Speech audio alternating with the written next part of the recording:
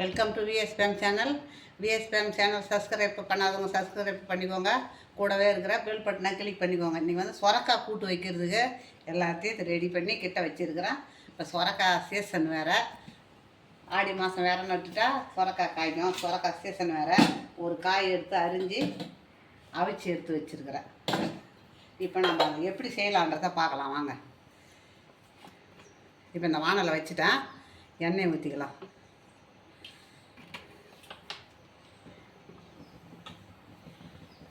இந்த வேர்க்கடலையை 1 1/2 1/4 அப்படி இடித்து வச்சுருக்கிறேன் பாருங்கள். இதை மாதிரி தான் இருக்கணும்.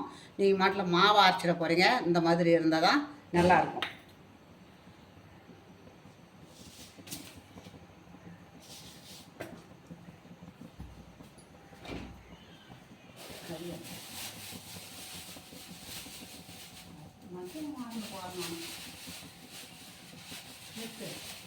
கடுகு போட்டுக்கலாம்.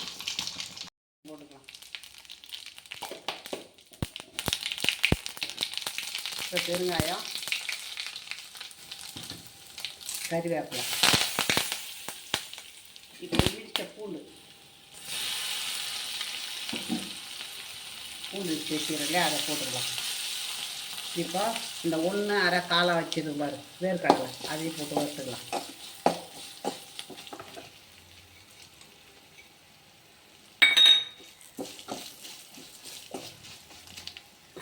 இப்போ இந்த காயை அவிச்சு வச்சுருக்கிறோம் சொரக்காய், அதை போட்டுக்கலாம்.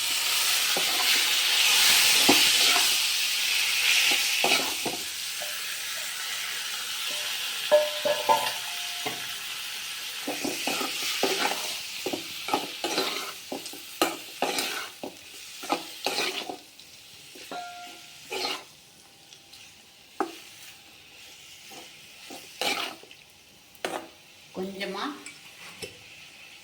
மிளகாத்தூள் போட வேணாம், இருந்தாலும் கொஞ்சமாக.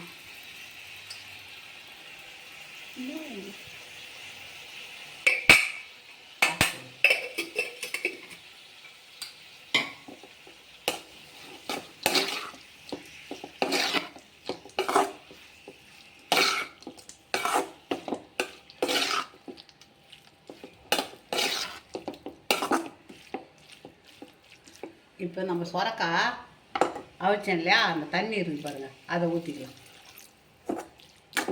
கொதிக்கட்டும், ஒரு 5 நிமிஷம் கொதிக்கணும். அதுக்கு உப்பு போடலை, நம்ம உப்பு போட்டுக்கலாம். உப்பு போட்டுட்டு இப்போ பாசி பருப்பு பாருங்கள், நம்ம அதை ஊற்றிக்கலாம்.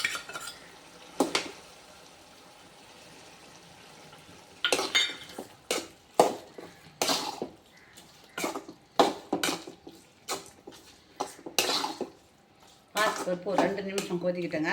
நம்ம அப்புறமா இப்போ தேங்காய் பேஸ்ட்டு அப்புறம் ஊற்றிக்கலாம். தேங்காய் பேஸ்ட்டு போட்டுக்கலாம்.